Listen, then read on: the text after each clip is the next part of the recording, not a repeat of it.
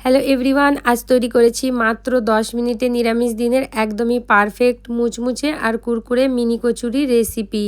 এটা খেতে কিন্তু খুবই সুস্বাদু হয়। আর এটা দেখুন পুরোপুরি পুড়ে ঠাসা, আর হাতে মাত্র 10 মিনিট থাকলেই আপনারা এটা তৈরি করে ফেলতে পারবেন। চলুন তাহলে আপনাদের ভিডিওটা দেখিয়ে দিই। পুরো ভিডিওটা দেখে অবশ্যই যাবেন, আর স্টেপগুলো ফলো করে তৈরি করলে আপনাদেরও একদমই পারফেক্ট রেসিপি তৈরি হয়ে যাবে। সবার প্রথমে নিয়ে নিচ্ছি হচ্ছে 1.5 কাপ পরিমাণ আটা, আর সাথে নিয়ে নিচ্ছি হচ্ছে এখানে নুন, আর সামান্য পরিমাণ এখানে জোয়ান দিচ্ছি। জোয়ান দিলে ফ্লেভারটা কিন্তু খুবই ভালো হয়।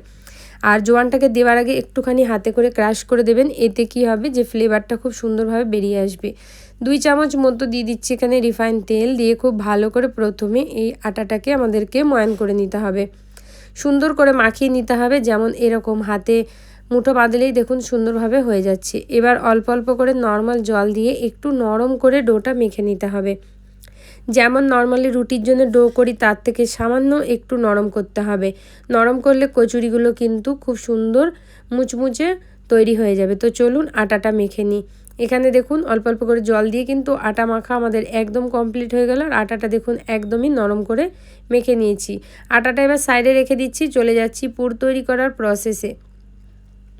পুর তৈরি করার জন্য একটা কড়াই গরম করে নিয়ে 1 চামচ মতো তেল দিয়ে দেবো। তেলটা যখনই দেখবেন গরম হয়ে গেছে, দিয়ে দিতে হবে 1/2 চামচ মতো গোটা জিরে, আর 1/2 চামচ মতো দিয়ে দিচ্ছে হচ্ছে গোটা মৌরি। এই দুটো অবশ্যই ফোড়নে ব্যবহার করবেন, এই দুটো দিলে কিন্তু টেস্ট খুবই সুন্দর হয়। এবার এটা যখনই দেখবেন হালকা করে ভাজা হয়ে গেছে, দিয়ে দিতে হবে এর মধ্যে গ্রেট করে রাখা আদা। 2 ইঞ্চি আদার টুকরোকে আমি খুব ভালো করে ছাড়িয়ে পরিষ্কার করে এইভাবে ছোট গ্রেটারের সাহায্যে গ্রেট করে নিয়েছি। আপনারা চাইলে আদা বাটাও এখানে ব্যবহার করতে পারেন।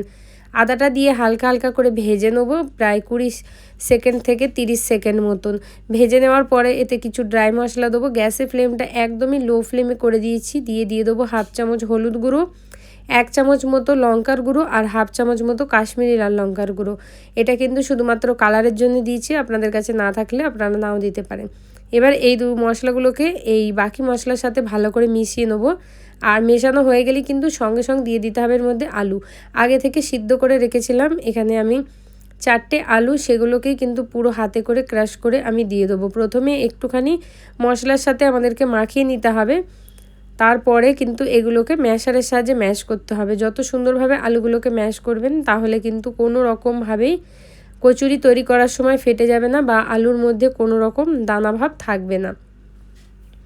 তো চলুন এখানে আমি এবার দিয়ে দেবো টেস্ট অনুসারে নুন। নুনটা আমি এখানে 1 চামচ মতো ব্যবহার করছি। নর্মাল সাদা নুন দিচ্ছি, আপনারা যদি চান এখানে বিট নুনও ব্যবহার করতে পারেন। বিট নুন দিলেও কিন্তু সুন্দর একটা ফ্লেভার আসে। এর সাথে দিয়ে দেবো 1 চামচ মতো ম্যাগি মশলা। আপনাদের কাছে ম্যাগি মশলা না থাকলে যে কোনো গরম মশলাটাও কিন্তু এখানে ব্যবহার করতে পারেন। ম্যাগি মশলাটা দিয়ে একটুখানি মিশিয়ে নেবো, তারপরে ম্যাশারের সাহায্যে খুব ভালো করে এবার আমি ম্যাশ করে নিচ্ছি। এই ম্যাশারটা যদি আপনারা কিনতে চান, আমার ইউটিউবে ফেসবুকে ডেসক্রিপশান বা কমেন্টে দেওয়া থাকবে, সেখান থেকে সরাসরি কিনে নিতে পারেন। তো আলু এখানে মাখা আমাদের একদম রেডি হয়ে গেল। আলুটা যেহেতু এখনও গরম আছে একটুখানি, তাই আলুটা অবশ্যই কচুরি তৈরি করার আগে ঠান্ডা করে নিয়ে তারপরে কচুরিগুলো তৈরি করবেন, তাহলে ভালো হবে। আলু যদি গরম গরম দিয়ে দেন কচুরির মধ্যে, তাহলে কিন্তু কচুরিটা ভাজার সময় প্রত্যেকটা কচুরি কিন্তু ফেটে যাবে। লাস্টে সামান্য পরিমাণ একটুখানি ধনিয়া পাতা ছড়িয়ে দিচ্ছি, ছড়িয়ে দিয়ে কিন্তু গ্যাসটা অফ করে দিচ্ছি। দিয়ে পুরোপুরি এটা ঠান্ডা করে নিয়ে তারপরে আমি আপনাদেরকে দেখাচ্ছি। এখানে দেখুন এবার আমাদের আলু যেটা মাখাটা সেটাও কিন্তু ঠান্ডা হয়ে গেছে, আটাটাও সুন্দরভাবে সেট হয়ে গেছে। এবার আটা থেকে একদমই ছোট্ট ছোট্ট করে আমি লই বার করে নেবো। যেরকম লুচি তৈরি করি তার থেকেও কিন্তু সামান্য ছোট্ট ছোট্ট লই বার করতে হবে। এটা যেহেতু মিনি কচুরি, দেখবেন এই ছোট ছোট লই কিন্তু অনেকগুলো কচুরি তৈরি হয়ে যায়। 1.5 কাপ আটাতে প্রায় 20 থেকে 25টা কচুরি তৈরি হয়ে যাবে।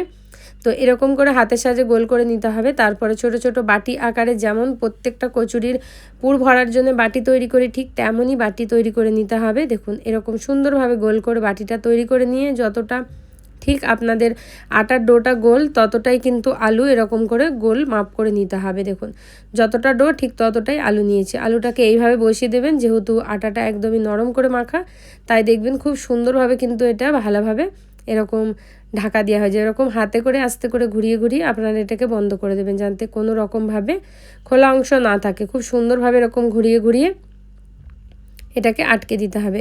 এক্সট্রা যেটা আটা থাকে সেটাকে আপনারা এরকম করে তুলে কেটে নেবেন, এতে খুব ভালো কচুরি শেপ আসে।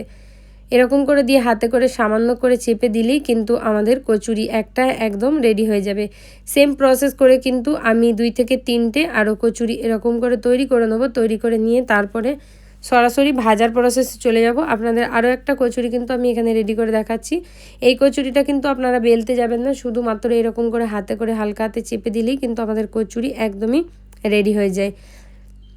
তো বন্ধুরা, যদি আমার ভিডিওগুলো প্রত্যেক দিনের মতো আপনাদের ভালো লেগে থাকে তাহলে অবশ্যই লাইক কমেন্ট শেয়ার করবেন। ইউটিউব থেকে দেখলে চ্যানেলটা সাবস্ক্রাইব করে বেল নোটিফিকেশানটা অন করবেন, তাহলে এরকম সুন্দর সুন্দর আর নতুন নতুন রেসিপি পেয়ে যাবেন। যদি ফেসবুক পেজ থেকে দেখে পেজটা অবশ্যই আপনারা ফলো করে নেবেন। তো এখানে প্রত্যেকটা কচুরি আমার তৈরি করা হয়ে গেছে। এবার চলে যাব সরাসরি ভাজার প্রসেসে। ভাজার জন্য আগে থেকে কিন্তু তেল পুরোপুরি হাই ফ্লেমে গরম করে নিয়েছি। তারপরে কিন্তু কচুরিগুলো দেওয়ার পরে টোটালি মিডিয়াম হাই রেখে দিতে হবে। মিডিয়াম হাই রেখে দিয়ে তারপরে আস্তে আস্তে এই কচুরিগুলোকে ভাজতে হবে, তাহলে কিন্তু সুন্দর ক্রাঞ্চি তৈরি হবে। যখন দেখবেন কচুরির কালার হালকা হালকা একটু সাদা হয়ে এসছে আর ওপর দিকে ভেসে এসছে, তখন এক এক করে কচুরিগুলোকে ঠিক এইভাবে উল্টিয়ে দিতে হবে। এইভাবেই কিন্তু উল্টিয়ে পাল্টিয়ে যতক্ষণ না পুরোপুরি লাইট ব্রাউন কালার আসছে না, ঠিক ততক্ষণ আমাদের এটাকে ভাজা করে নিতে হবে। তো দেখুন এইভাবে উল্টাতে পাল্টাতে প্রায় 2 থেকে 3 মিনিট মতো সময় লাগে কচুরির ব্যাচ ভাজার জন্য। এখানে কিন্তু আমি একসাথে 7খানা কচুরি দিয়েছিলাম। একসাথে দেখুন 7টা কচুরি কিন্তু আমার ভাজা হয়ে গেছে। আপনারা চাইলে এর সাথে খাওয়ার জন্য চাটনিও তৈরি করতে পারেন, বা এটার সাথে শুধুমাত্র কাঁচা লঙ্কা দিয়েও এটাকে খেতে পারেন। খুবই টেস্টি লাগে, অন্তত একবার বাড়িতে তৈরি করবেন। আর আমার কমেন্ট বক্সে জানাতে ভুলবেন না যে আপনাদের আজকের রেসিপিটা কেমন লাগলো, এই কচুরির রেসিপিটা কেমন লাগলো, আপনারা কোন জায়গা থেকে দেখছেন সেটাও অবশ্যই জানাবেন। আর চ্যানেলগুলোর পাশে থাকতে আপনারা একদম ভুলবেন না। পুরো ভিডিওটা দেখার জন্য আপনাদের অসংখ্য ধন্যবাদ। ভালো থাকবেন আর সুস্থ থাকবেন।